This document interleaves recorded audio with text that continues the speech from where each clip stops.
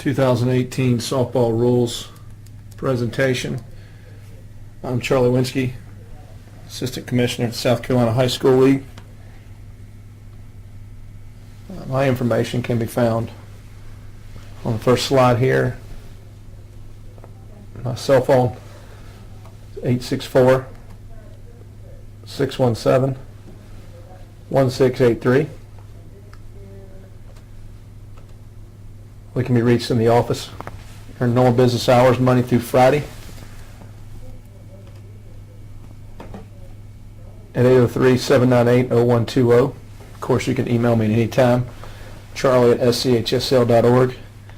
I usually don't check my email very much during the weekend, so if it's an emergency, you might want to send me a text to my cell. The only thing I ask in terms of cell phone is be mindful of the time of night, and please limit after-hours calls to my cell to be emergency situations that need to be immediately addressed. Website, southcarolinahighschoolleague.org. Pay attention to our new site, new updates on the site. Other websites we'll be referring to during this presentation, NFHS.org and NFHSlearn.com. Requirements for all coaches heading forward into this year. All coaches, varsity, assistants, middle school, JV head coaches, JV assistants, volunteer there one day, just come and call pitches for games. If they're a coach in any capacity in your program, whether it be one day a week or every day of the week, they must take the 3 required courses, the concussion course, the heat acclimatization course, and sudden cardiac arrest. Those are all the same as they've always been. Requirement-wise, they've been updated and changed to meet the information that we now have in front of us. So please make sure that everyone's taking it prior to getting on the field with your student athletes. Head coaches at all levels. That's varsity head coach, JV head coach, middle school, B team, C team, D, whatever level coach you have. As a head coach, they're required to be CPR and AED certified. Your athletic directors should be well aware of this by now. Make sure that you have that certification. And just a heads up, in the 2018-19 school year, all coaches will have to have this. Just for this year as head coaches only, but starting next year, all coaches will have to have it. All sports are required to have an emergency action plan for your teams. This is for your athletic directors and athletic trainers.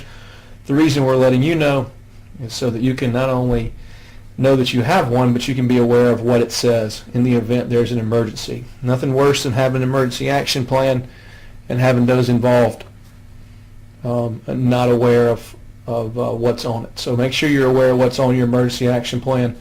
In the event you have an emergency, you can handle it. Some general reminders. South Carolina High School League, we have a new website this year. Same address. It's SCHSL.org. When you get to the website, you can click on the sports tab. Click on softball. All your softball information should be there. Everything's in there. I would ask you to go ahead and take a look at your brackets. They're in the rules and regulations under softball. Take a look at those brackets to make sure that what's in there is what should be in there. If you notice any problems, let your athletic director know immediately. That way they have January, February, and March to get it figured out. If you wait until 2 days before, when you're in there and realize where you're going to be going and who you're going to be playing and potential matchups in the following rounds, it's very hard to make any corrections. All those brackets have been updated. Your classifications, including your athletic directors, have made a vote to keep them where they are or to change them how they are. Any changes on those brackets must be done by the entire classification moving forward. So make sure you let them know in January so they have plenty of time to look and address. Reminder that Rawlings balls must be used in the postseason. We will get whatever softballs we have to get out to you guys after the district rounds are over. And that way the balls go a longer away. Otherwise, we would be getting about 3 balls to every school that's hosting, and the balls would not go a very long way. So make sure you make plans to have Rawlings balls. in the playoffs. We'll have some more to supplement to get through the playoffs. If you play someone that does not use the Rawlings ball in the playoffs, just make our office aware so we can address it. Communication with start times, play dates, and locations. Make sure not only you're communicating with your local assigner, but also communicate with your opponents so that they're all on the same page, and we don't have, a team showing up at one place and the other team showing up at the other. Talked about brackets already. Transfers. Check with your AD and principal prior to allowing anyone to participate in a scrimmage, jamboree, or contest to make sure that they are an approved transfer. A good rule of thumb, if they did not play in your program last year, you need to consider them a transfer and talk to your athletic director and or principal to make sure that they are not a transfer. If they are a transfer, they have been approved to play. Remember, an ineligible can practice, but once you put an ineligible in a contest, you're running into a high school league violation and potential fines moving forward. And obviously, anytime you're playing ineligible in a contest, you're looking at a forfeiture plus a fine. So if they didn't play in your program last year, don't just take the kid's word for it. Let your athletic director know, I got some new kids, and let them check them out. Officials, if you offer dressing area, make sure it's clean and secure for them, and make sure that they have adequate security to get them from your facility to their changing area, to their parking lot when a contest is over. Social media, a reminder that negative comments about officials, the league itself, other schools, other players, or coaches will not be tolerated. It'll be dealt with as a sportsmanship issue, case-by-case basis. But remember, school media counts, social media. We will not tolerate any negative comments towards officials, the league, opponents, or players on those accounts. If you're aware of those comments from someone else, please make us aware so we can address them appropriately. Along those lines, we want to know what you're doing to promote your student athletes through social media. If your student athletes are involved in the community in a positive way, through community service, through some sort of time donation, raising money, raising awareness to a cause, make sure you tag SCHSL on Twitter, Instagram, or Facebook so that we can repost those things and give your programs, your players, and your school the appropriate attention it deserves. Finally, our Living Clean Week, and this is a week where we have an initiative each sports season to have an ejection-free week, along with some community service and litter cleanup in your communities. For the spring, that week is March 19th through 24th.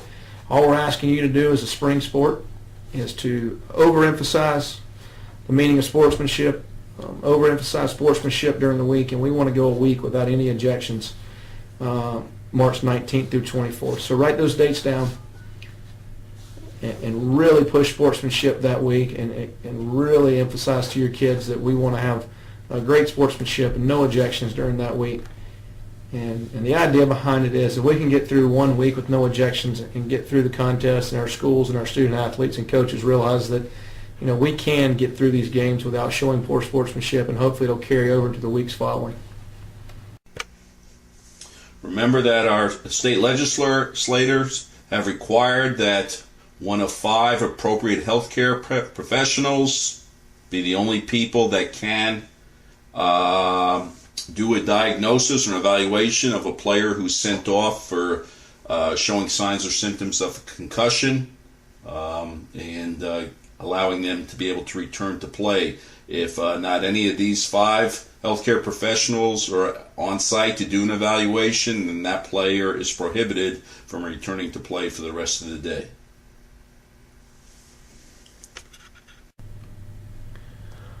Okay, your 5 approved healthcare professionals have not changed, but it's important that we continue to go through them with you. Your 5 approved healthcare professionals to return to play. You have an MD, a DO, a physician's assistant, an MP, or what's most common on your campuses would be an athletic trainer. A reminder that these are the 5 that can return an athlete to play after concussion-like symptoms or after receiving a concussion. In the event one of these is not present at your facility during your contest, if the official suspects concussion-like symptoms, student athlete will have to come out of the game immediately with no questioning the decision by the official. Remember the old term we've used in years past, when in doubt, sit them out. Okay, ejections, the process how it works. Officials will submit the report. We've asked that every school submit the report as well in the event there's an ejection, so you'll submit any ejection report on any one of your student athletes. Just a reminder that athletes and coaches that are ejected from a contest, they are ineligible to participate in the next contest until we have cleared them to play. All right, so if you have a student athlete that's ejected from a contest, you assume that they are ineligible to play again until we have cleared them to play. What we will do, we will clear them to play, and once they have served their suspension. Example, student athletes ejected from a Tuesday night contest. The ejection is upheld. They are given the minimum next 2 games. They will sit the next 2 contests at that level or any other level until they've served at that level. They will sit the next 2, and then they will be cleared to play. And the assumption is they will be cleared once they've set what we've asked them to sit out. If you have an athlete ejected, or you as a coach or any other coach is ejected, and you have not heard from us, you keep them out and the coach stays out. We ask that you report facts, not opinions. Video everything. And, obviously in 2017, 2018, there's no excuse that we don't have video of a contest. Many of you will use video to break down your hitters, break down your pitchers in practice. No excuse not to have a wide-angle video lens set up in the event you have malicious contact, or in some cases to show arguments and discussions amongst umpires. Once we get a ruling, we'll send it to the principal as soon as possible.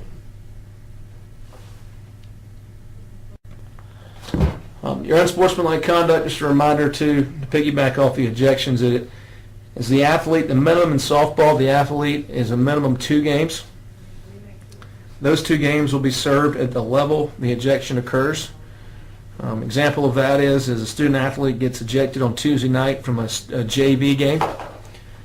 They will have to sit out 2 junior varsity contests prior to being eligible to compete in any other contest. The reason I point that out to you is the same holds true for coaches. If you are the varsity head coach and you get ejected from the junior varsity game, you will minimum sit out the next game and pay a fine of $300. And if you get ejected from a junior varsity game, you will not be allowed to coach until you can sit out another junior varsity game. So if you get ejected on Tuesday night from the sub-varsity game, you will not be coaching in the varsity game on Tuesday. You will not coach in any other varsity games until you have set out an entire junior varsity game following that date. So keep in mind that when you're down there working with your junior varsities, that you do not want to get ejected there. You don't want to get ejected at all.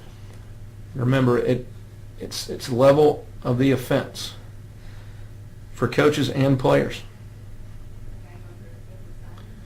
In 2016-17, we had a total of 480 student-athlete ejections.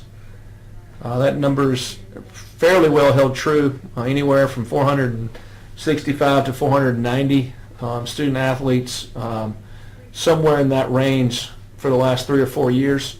We would like to see that number come down closer to 400. We had 42 coaches last year ejected, with 26 in winter sports alone. So hopefully that number is currently that number is trending downward. We are well below that number right now. So hopefully that number of coaches will go down, and for the 2017-18 school year. So we want you to do your part in helping both those numbers go down. Let's get through a year with great sportsmanship. Just want to pay close attention to the defined sports seasons. Make sure you're aware they're in the rule book. rules and regulations, what the difference between an open and a closed season is. You will hit a closed period prior to your season starting for those 2 weeks, I believe it is. And just make sure you're aware of what you can and can't do during that time period. These may be changed after this year. We've got a sports season review committee that's looking at our sports seasons.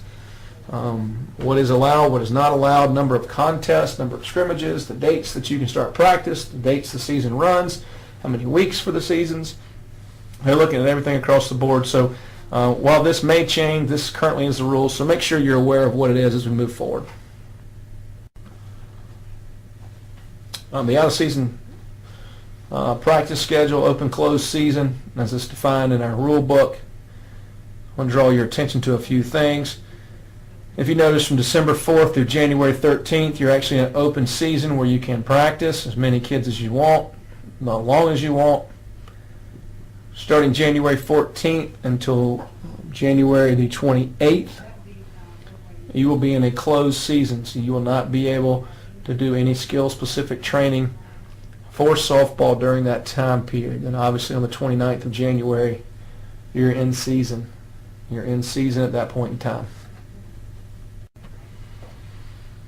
Inter-team scrimmages. As we move into this year, I just want to point out a few things that have been in the book for a number of years. But we seem to have some issues with knowing where they are and understanding that it's in there. It's actually in the bylaws governing scrimmages. 2 rules of thumb here. You've got the 2-3-4 rule and the 3-4-5 rule, and I'm going to explain those to you really quickly. If you look at B on this page right here, the 2-3-4 rule is is number 1. If 2 teams are scrimmaging, the total time is 4 consecutive hours with a maximum time of 3 hours. So the 2-3-4 rule is you've got 2 teams scrimmaging. They have 3 hours of maximum scrimmage time, and they have 4 hours to complete that entire scrimmage. And then the 3-4-5 rule is if you have 3 or more teams practicing or scrimmaging on the same day, same facility, they have a maximum of 4 hours to scrimmage, and they have a maximum of 5 hours to get that scrimmage time in. So example of that, you've got 3 schools start scrimmaging at 12 o'clock. At 5 o'clock that day, everybody must be off the field, and no team can be on that field for more than 4 hours. You can charge for 1 inter-team scrimmage. No official will be paid for services. You can pay their expenses should you choose, or expenses may be paid that require you to run that scrimmage, but you cannot pay an official fee, or not required to, shall I say. Remember that only eligible students are allowed to scrimmage. Another thing to point out with scrimmages is you do not need officials to scrimmage. If you do not have officials, you do not have to cancel your scrimmage. You can still go out there with coaches and officiate. You can bring a parent out to officiate. You can bring someone from the local rec department over to officiate should you choose. You do not need officials to scrimmage. So if your booking assigner cannot get you officials and you have a scrimmage set, or you need to move your scrimmage because of weather, you can scrimmage without officials. Invitationals, tournaments, and jamborees. Just want to point out that everybody's allowed to play in 2 tournaments. Everybody's allowed 4 scrimmages. And you're allowed 1 jamboree. Make sure that jamboree, you understand, is no more than half of a regulation game.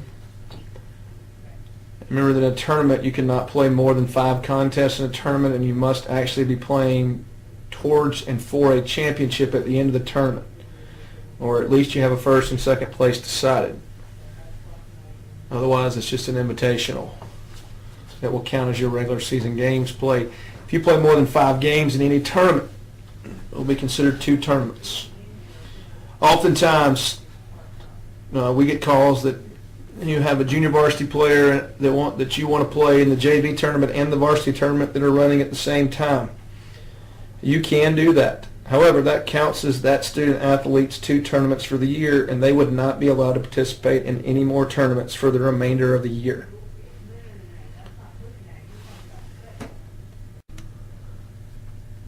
Okay, some league reminders for softball. Protest.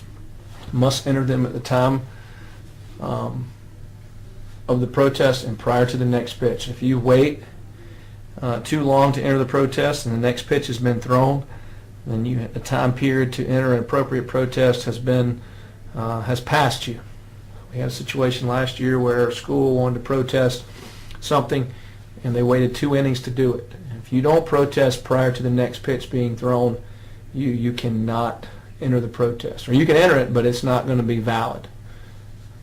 Reminder, you can only protest rule interpretations. Example, a player was incorrectly awarded 2 bases and by rule should have only been awarded 1. You would then protest the rule interpretation. You can't protest judgment, and you can't protest balls and strikes.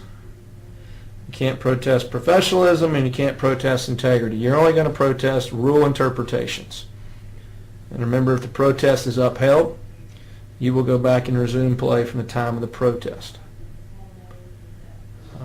Just a reminder with that, the appeal play, remember, we do not recognize the appeal play in South Carolina. We have not for a number of years now, and we still have not made any movement into allowing that back in. So we do not allow the appeal play in South Carolina. So you cannot appeal someone missing a base or someone not touching a base. The official is going to make a call as well they see it, and we're moving on.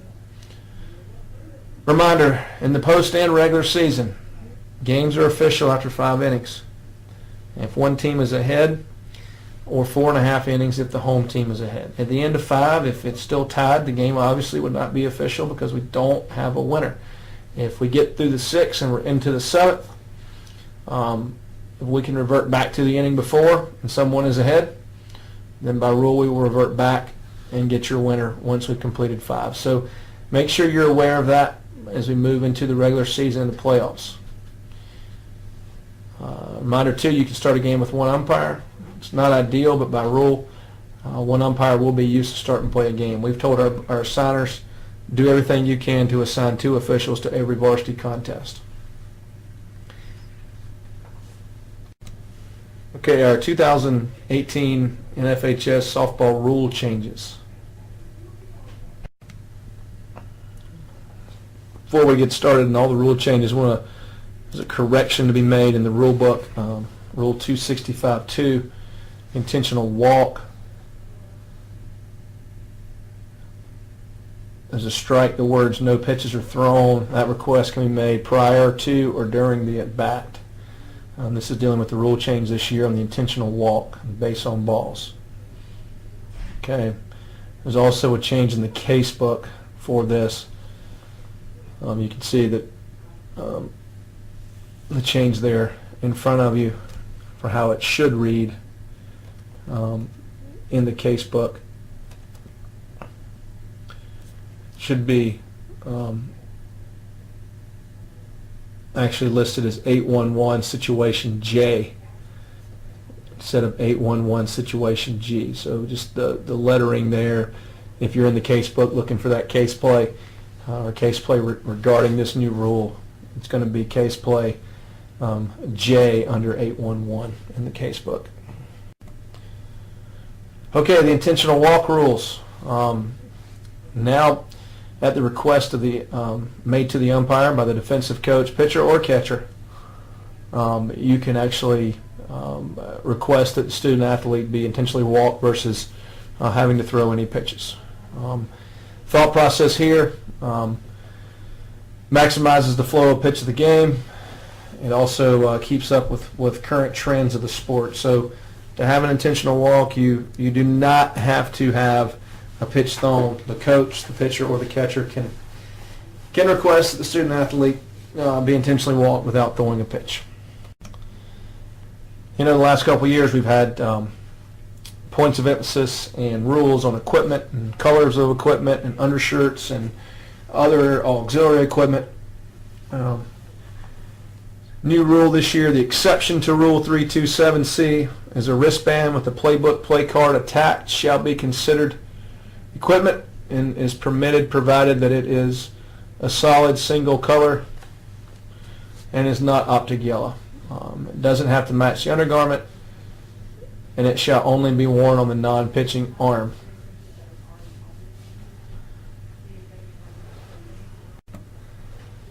So remember last year you had to put all your equipment outside the dugout. We talked about why we should even have the umpires check it in the first place, but rule change this year takes that off the umpire, and the question will be asked at the home plate meeting, is your team legally and properly equipped? At that point, when the coach says yes, the coach is assuming all responsibility and liability for the equipment being appropriate and legal.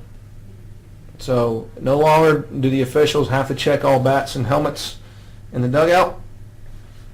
If they come across a situation during contest where the equipment is illegal, they're going to remove the equipment. And playing with illegal equipment could end up with a coach being ejected and student athlete being restricted to the bench. All right, Rule 371 is new. It's a charged conference. If the coaches has been charged more conferences than permitted by rule, the pitcher shall be removed for the duration of the game. If the pitcher is removed for this reason, the umpire is authorized to allow the incoming pitch a reasonable number of pitches. If she's already pitched in the game, if she's already pitched in the game, she'll receive 5 warm-up pitches unless she has pitched that half inning, in which case she will not receive any warm-up pitches.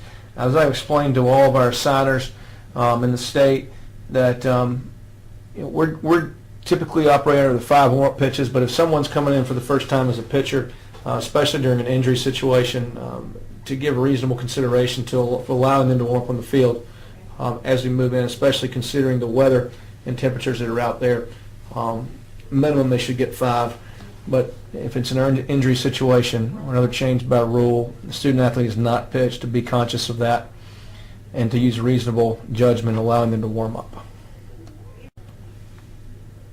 All right, Rule 371 is new. It's a charged conference. If the coaches has been charged more conferences than permitted by rule, the pitcher shall be removed for the duration of the game. If the pitcher is removed for this reason, the umpire is authorized to allow the incoming pitch a reasonable number of pitches. If she's already pitched in the game. If she's already pitched in the game, she'll receive 5 warm-up pitches unless she has pitched that half inning, in which case she will not receive any warm-up pitches. As I explained to all of our signers in the state, that we're typically operating under the 5 warm-up pitches, but if someone's coming in for the first time as a pitcher, especially during an injury situation, to give reasonable consideration to allowing them to warm up on the field as we move in, especially considering the weather and temperatures that are out there. Minimum they should get 5, but if it's an injury situation or another change by rule, the student athlete is not pitched, to be conscious of that and to use reasonable judgment allowing them to warm up. Pitching regulations, 612B, any step backward with a non-pivot foot at the time prior to the start of the pitch is allowed. It's a slight change. The committee feels it allows for a little more of a fluid sequence of motion and will help aid in the development of pitchers.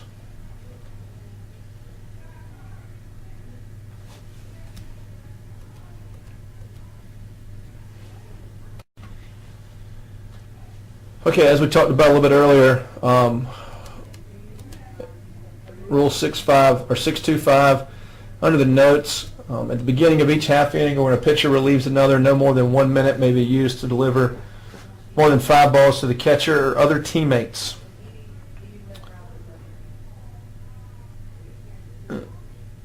Play shall be suspended during this time while that pitcher is getting loose. However, if you notice the note, the umpire is authorized to allow more pitches when the weather is inclement or if the pitcher was removed by rule or due to injury. So kind of piggybacks on what I was explaining earlier, is that we're going to allow the umpire the authority to allow a reasonable number of warm-up pitches to an incoming pitcher due to circumstances that require that pitcher to be removed by rule. So as I've explained to our assigners and directors, minimum should be 5, and depending on the situation, reasonable judgment and how long it should take to allow that student athlete to warm up. Obviously, if it's an injury situation and the student athlete is coming in cold, we're going to allow, within reason, as much time as we need to get that pitcher loose before we move forward in the contest. We're also going to make reasonable exceptions due to the weather and the environment of the stadium, especially in your colder weather games, so that we don't have anyone creating any injury type situations.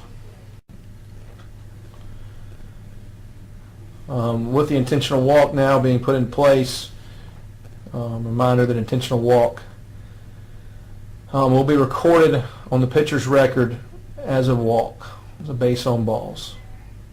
Okay, this is just language that's been added in. Nothing really new. This is more for your statisticians and how you're keeping your stats. But in your scorebook, it'll be recorded as a base on balls. Reminder of the plate umpire. It's part of the umpire's duties here. They no longer have to inspect that equipment prior to the contest.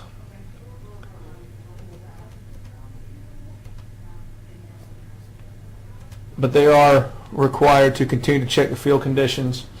They define the dugout bench areas and conduct a pregame conference.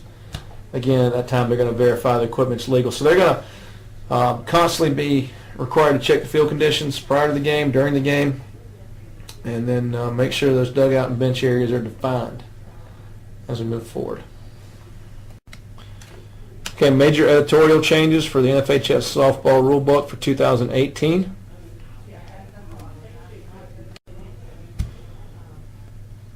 Tobacco products of any form are prohibited. That has been,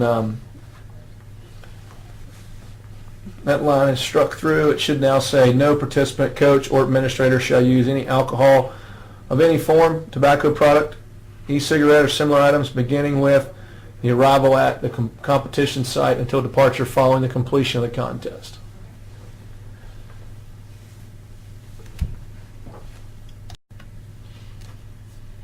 (8-1-2) being hit by a pitch. Language is added in. If no attempt is made to avoid being hit, the batter will not be awarded first base unless it's a ball 4.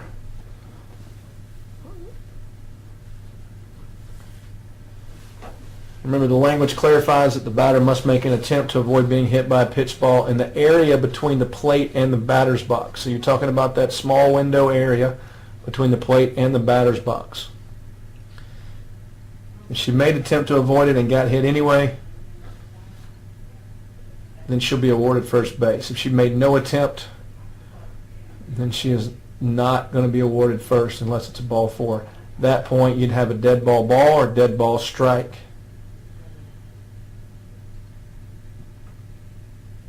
Remember, if the ball is not entirely within the batter's box, she's required to make an attempt to avoid being hit. This portion of the rule has been inadvertently omitted from a previous rule book. The same language for tobacco products, e-cigarettes, and alcohol is in the bench and field conduct rule, which is 10.16, and this is talking about a game official. So the previous 2 slides ago we were talking about game administrator, coaches, and players, and this slide's referring to the game official. Okay, your 2018 points of emphasis.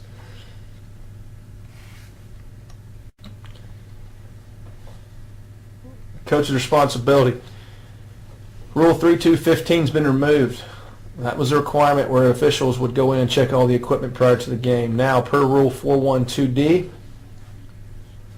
it requires the coach is responsible for verifying that all their players are legally and properly equipped at the pregame conference. Coaches, your job is to review the gloves, the bats, batting helmets, catcher's equipment, uniform, and player equipment. With player equipment, jewelry especially, coaches, if you do not allow them to wear it at practice, they won't wear it in the games. Don't allow them to use illegal equipment at practices. Don't allow them to wear jewelry in practices. Don't allow them to wear illegal batting helmets in practice. Don't allow any illegal equipment to be used during your practice time, and your student athletes are going to be less likely to use it during a contest. Remember, you are responsible for verifying it at the plate meeting of each game. Coaches, we ask that you review other equipment under Rule 1A.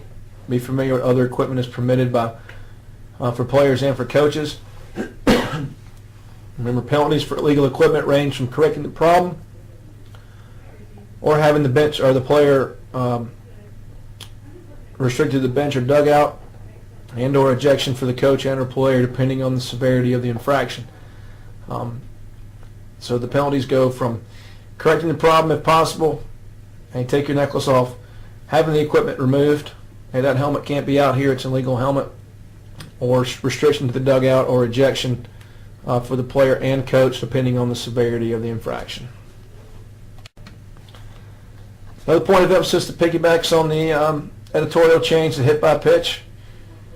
Remember, ball's not in the strike zone and it's not in the batter's box.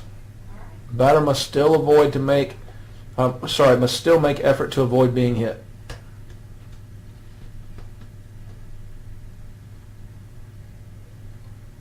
Remember, this could be a dead ball strike or a dead ball depending on where the location of the ball is.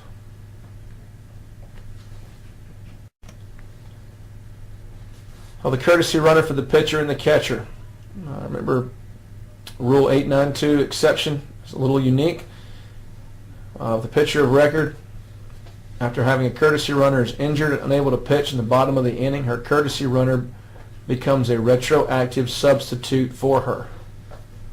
All substitution rules apply and the pitcher and or catcher has left the game. So take time to review the courtesy runner rule and the exception for this year. Okay, the NFHS Learning Center. You can find this at nfhslearn.com. The mission of the Learning Center is to provide ongoing professional development for students, parents, coaches, and administrators, as well as officials in the role they play in interscholastic athletics and activities. That website's nfhslearn.com. Once you've registered, the following benefits will be available to you. You have access to 18 free courses. You can receive email updates on your sport. All your coursework is there 24/7, 365 days a year. And all your completion certificates will be stored there. So those 3 courses that you're required to take, concussion course, heat acclimatization course, and sudden cardiac arrest, those certificates, if you printed them out and gave them to your athletic director and they lost it, those certificates will be kept in that in your registration profile all year long, and you'll be able to access them at any point. In addition to the concussion in sports, sudden cardiac arrest, and heat and illness prevention courses, there are other free courses on there as well. A sportsmanship course. You also have an NCAA eligibility course that I would encourage you all to take time to take and to view. There's a course on interscholastic officiating, so you can understand the other side of officiating. In addition to the other courses you see listed, sports nutrition. Again, these are free. Engaging effectively with parents. Tons of information on here, tons of educational opportunities for you as a coach, for your assistant coaches, and then some information for your parents and student athletes to be able to go on there and to have an understanding of a few ideas as well. That completes our 2018 softball rules clinic. I wish you all the best of luck as you move through your season. Again, a reminder, check your brackets today. While you have no idea where you're going, who your opponents may be, and if you see any issues with where your region is and matched up with, take a moment to notify your athletic director and have him or her give us a call so that your classifications can take the appropriate action to review that bracket and make any changes if necessary. Again, if you have any questions, feel free to call us here at the office. We'll be happy to talk to you. I wish you all best of luck, and I hope to see you around this year.